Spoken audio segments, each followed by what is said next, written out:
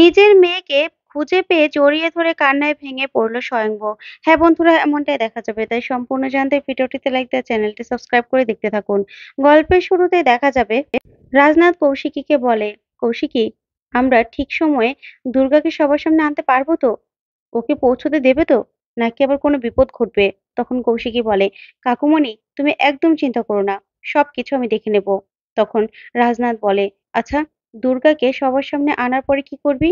তখন কৌশিকী বলে, দুর্গাকে সবার সামনে আনবো, তারপরেই দুর্গা ডিএনএ টেস্ট হবে জগদ্ধাত্রীর সঙ্গে এবং স্বয়ংভর সঙ্গে।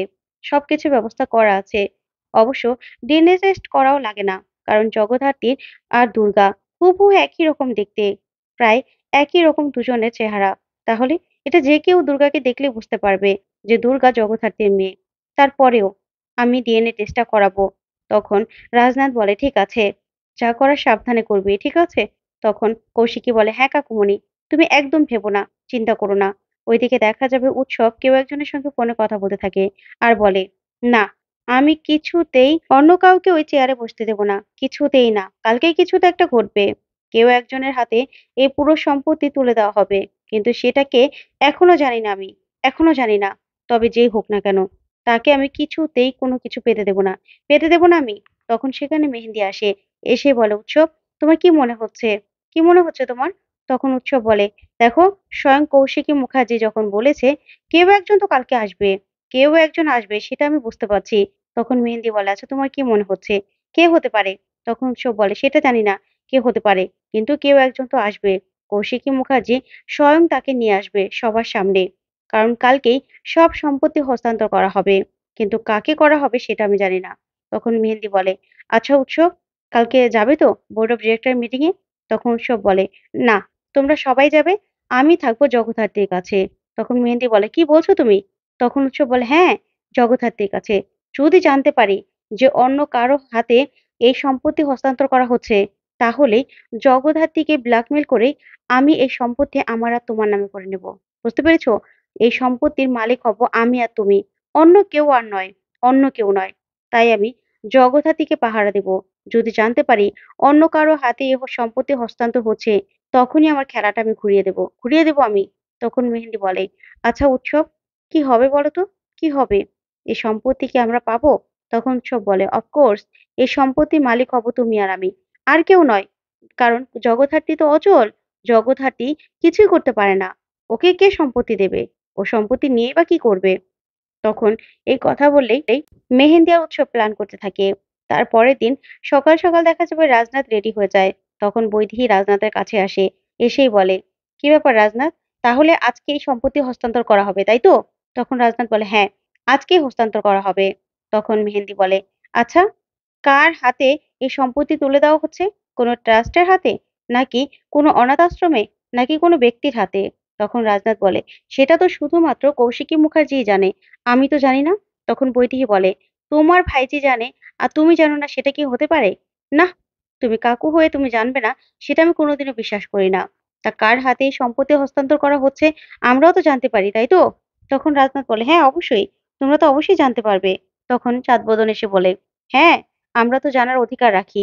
কে হচ্ছে, কে হচ্ছে ওই চেয়ারের মালিক, কে হচ্ছে? তখন রাজনাথ বলে, এটা তো কতক্ষণ পরেই জানা যাবে, তাই তো? তখন ভার্গবী মুখার্জিও চলে আসে, এসেই বলে, আমিও রেডি হয়ে চলে এসেছি, চলো এবার, চলো আমরা বেরোই। বৈদেহী, যাবি না? তখন বৈদেহী বলে, হ্যাঁ যাবো তো। তখন মেহেন্দি বলে, আচ্ছা, আমি কি জানতে পারি যে এই এই মালকিনটা কে হচ্ছে? মালকিন না মালিক? কোনো মহিলা নাকি কোনো পুরুষ? তখন রাজনাথ মুখার্জি বলে, কিছুক্ষণ পরেই তো জানতে পারবে, চলো, অফিস চলো।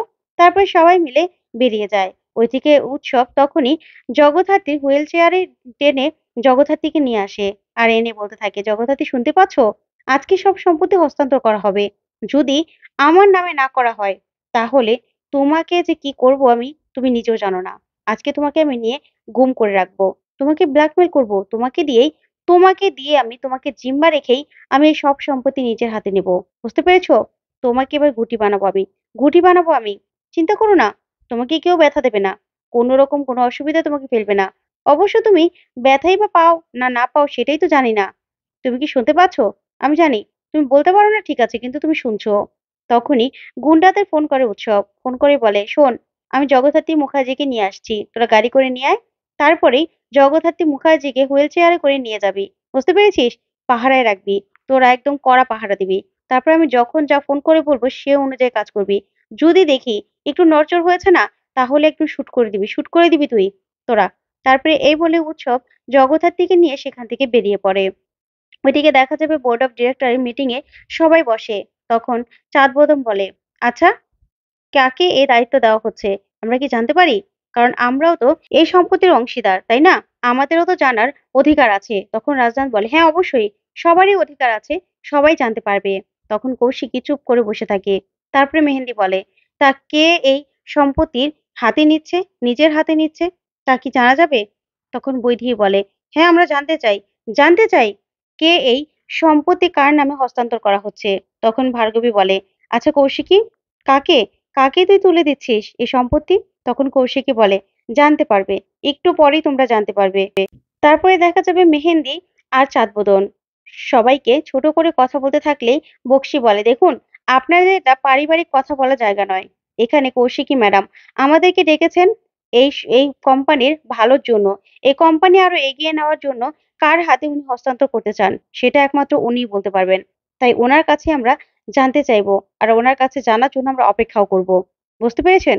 তখন এই কথাতেই অবাক হয়ে যায় মেহেন্দি, আর মেহেন্দি বলে, শুনুন মিস্টার বক্সি, আপনি যাকে ঘরের ঘরের কথা বলছেন না, শুনুন, এই কোম্পানির মালকিন সেও কিন্তু এই বাড়িরই একজন মেম্বার। আর যে আসবে সেও হয়তো এই বাড়িরই একজন মেম্বার হবে। তাহলে ঘরের কথা তো অবশ্যই থাকবে এখানে। ওইদিকে দেখা যাবে উৎসব গুন্ডাদের হাতে জগদ্ধাত্রীকে তুলে দেয় আর বলে, শোন, আমি যখন যেভাবে বলবো ঠিক ওরকম ভাবে করবি, কোনো রকম কোনো নড়চড় যেন না হয়। তখন গুন্ডারা বলে, ঠিক আছে স্যার। তখন উৎসব বলে, আচ্ছা, আমাকে এখন অফিস যেতে হবে। ওইদিকে দেখা যাবে মিস্টার বক্সি বলে, আচ্ছা, উৎসব মুখার্জি কোথায়? উৎসব মুখার্জি তো এখনো এসে পৌঁছয়নি। তখনই কৌশিকী বলে, হ্যাঁ তাই তো, উৎসব তো এখনো এসে পৌঁছয়নি। তখনই উৎসবকে ফোন করে কৌশিকী। তখন উৎসব বলতে থাকে, হ্যাঁ বড়দি, আমি এই তো 10 মিনিটের মধ্যে আসছি, এসে পৌঁছচ্ছি। তখন কৌশিকী ফোনটা রাখলে ওইদিকে দেখা যাবে গুন্ডারা জগদ্ধাত্রীকে গাড়িতে তুলবে। তখনই কালীচরণ ঘোষ সবটা দেখে নেয়। দেখেই অবাক হয়ে তাকিয়ে থাকে, লুকিয়ে লুকিয়ে দেখতে থাকে। ওইদিকে কৌশিকী বলে, আপনাদের এতক্ষণের অপেক্ষার এখনই অবসান ঘটবে। যার হাতে সম্পত্তি হস্তান্তর করা হবে সে এখনই আসছে। তখনই সবাই মিলে অপেক্ষা করতে থাকে।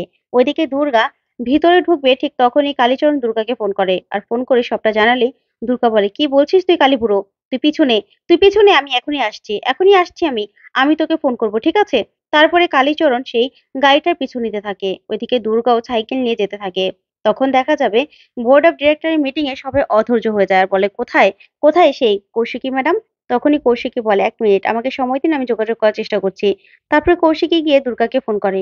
তখন দুর্গা কৌশিকীকে সবটা খুলে বলে কৌশিকী পুরো চমকে যায়। তখন দুর্গা বলে, জানিস তো আমার মাকে কে সরিয়ে দিয়েছে? ওই উৎসব, উৎসব মুখার্জি। আমি জানতাম এই লোকটা কিছু একটা চাল তো করবেই। কারণ যখনই দেখছে সম্পত্তি হাতছাড়া হয়ে যাচ্ছে, তখনই এরকম একটা নাটক করলো, আমার মাকে তুলে নিয়ে গেছে।